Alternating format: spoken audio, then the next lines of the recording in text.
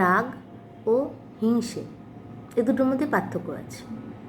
পার্থক্য বলতে ট্রেনটা একই, কিন্তু তার মধ্যে একটা এসি থাকে এবং জেনারেল থাকে। জেনারেলে যে সাধারণ মানুষগুলো থাকে, কিছু কিছু মানুষ, তারা এসি কামরার মানুষদের কারো রাগ হয়, কারো হিংসে হয়। যারা রাগের মধ্যে পড়ে তাদের রাগ হওয়াটা স্বাভাবিক হয় অনেক সময়, কেননা তারা অনেক চেষ্টা করেও সেই মাঝখানে সেই দিবারটা পার করতে পারে না। কেন তাদের সারাক্ষণ মনে করে বা তাদের মনে হয় যে আমরা এত পরিশ্রম করে এত চেষ্টা করেও সেই মাঝখানে যে প্রাচীরটা সেটা ভাঙতে পারছি না। তাদের রাগ হওয়াটা স্বাভাবিক হয়, অনেক সময় স্বাভাবিক হয়। কিন্তু যারা হিংসে করে তারা এটা বোঝে না যে এসি কামরায় যারা সফর করছে তারা ওই কামরাটা বিনা পয়সায় পায়নি। ট্রেনে তাদের রীতিমতন পয়সা দিয়ে, যতটুকু তাদের দাবি ততটুকু পয়সা দিয়ে সেই কামরাটা তাদের পেতে হয়েছে। এই যারা হিংসে করে তাদের হিংসেটা, তাদের রাগ হিংসে বিদ্বেষটা অদ্ভুত ধরনের হয়। তারা কিছুতে বুঝতে চায় না যে একটা জিনিস পেতে গেলে পরিশ্রম করতে হয়, সব কিছু দাম দিতে হয়, বিনা পয়সায় কিছু হয় না বা বিনা দামে হয় না। পৃথিবীতে সব কিছু দাম দিতে হয়, ফ্রিতে কিছু নেই। সে প্রেম ভালোবাসা হোক, আদর যত্ন সম্মান সব কিছু, তো সব কিছুরই দাম দিতে হয়। তো দাম দিতে গেলে তার আগে পরিশ্রম করতে হয়।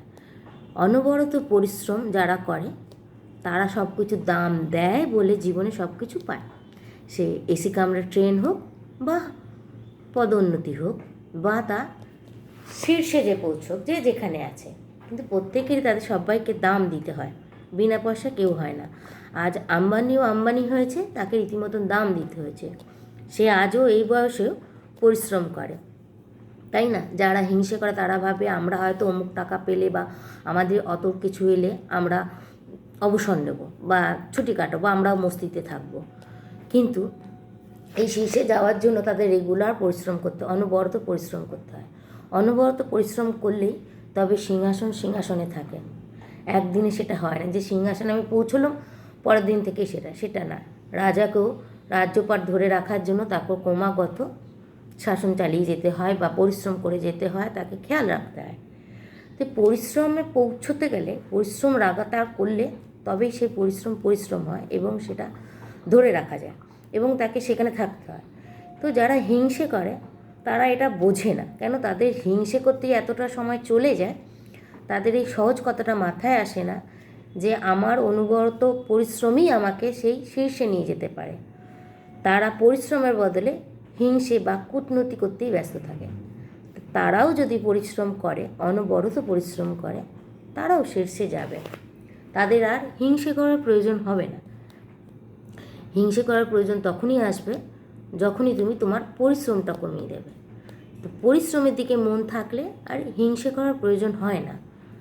তো যারা রাগ করে তাদের খানিকটা হতে পারে যে তার হয়তো চেষ্টা করে পারছে না, তারা খানিকটা অনেক সময় ভাগ্যের উপর দোষ দিতেই পারে, যে হতেই পারে যে তারা পরিশ্রম করছে কিন্তু পারছে না, কারণ যাই হোক।